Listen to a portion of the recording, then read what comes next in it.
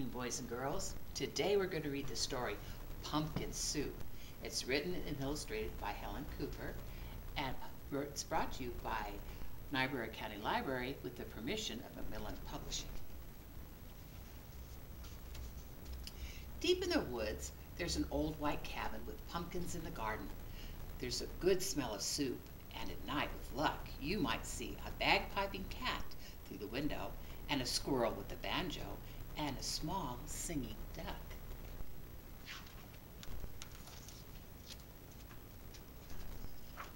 Pumpkin soup, the best you've ever tasted, made by the cat who sliced up the pumpkins, made by the squirrel who stirs in the water, made by the duck who scoops up a pipkin of salt and tips in just the right amount.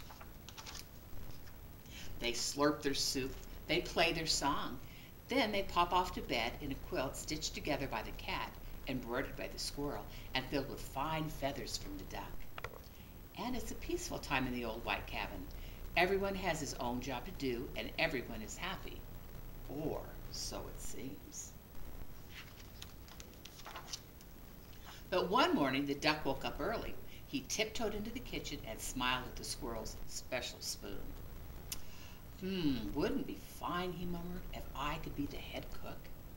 So he drew up a stool, hopped on the top, and reached until his beak just touched the tip of the spoon. Kerplunk! Down it crashed. Then the duck trotted back to the bedroom, held up the spoon, and said, "Today it's my turn to stir the soup." "That's mine," squeaked the squirrel. "Stirring's my job. Give me that back." "Oh, you're much too small," snapped the cat. "We'll cook the way that we always have." The duck held on tight until the squirrel tugged with all his might, and whoosh! The spoon spun through the air and bopped the cat on the head. Then there was a terrible trouble, horrible squabble, a row, a racket, a rumpus in the old white cabin. Look, they're all fighting. They're not getting along like they're friends, are they? "I'm not staying here," wailed the duck.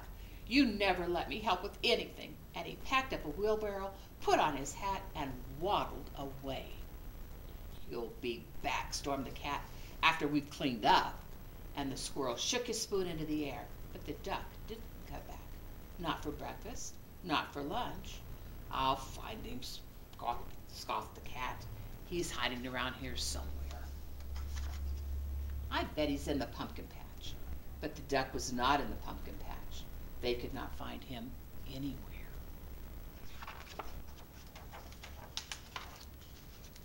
So they waited all that long afternoon.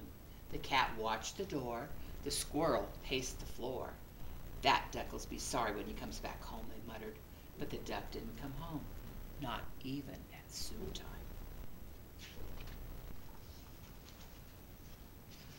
The soup wasn't tasty.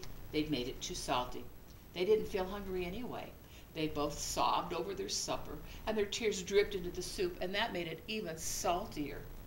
"We should have let him stir the soup," sniffled the squirrel. "He was only trying to help," wept the cat. "Let's go out and look for him." The cat and the squirrel were scared as they wandered down the path in the dark, dark woods. They feared for the duck, all alone in the trees, and the foxes, and the wolves, and the witches, and the bears, but they couldn't find him. On and on they trudged until they reached the edge of a steep, steep cliff. "Oh, maybe he fell down that," wailed the cat.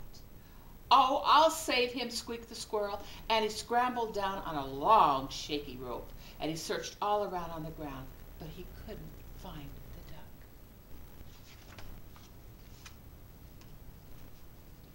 Then the cat whispered in a sad little voice, "Duck might have found some better friends. He might have," sighed the squirrel, "friends who let him help."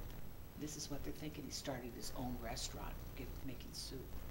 And the more they thought about it as they plodded back, the more that they were sure that they were right. But when they were almost home, they saw a light shining from the old white cabin. "It's Duck!" they shrieked as they burst through the door. And Duck was so happy to see them. He was also very hungry and thought it was late. And though it was late, they thought that they would all make some pumpkin soup. When the duck stirred, the cat and the squirrel didn't say a word. Oh dear. Not even when the duck stirred the soup so fast that it slopped right out of the pot. Not even when the pot got burned.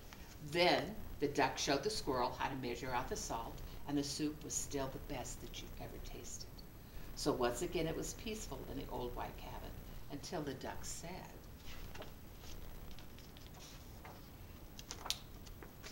oops, oh here it is, I think I'm going to play the bagpipes now.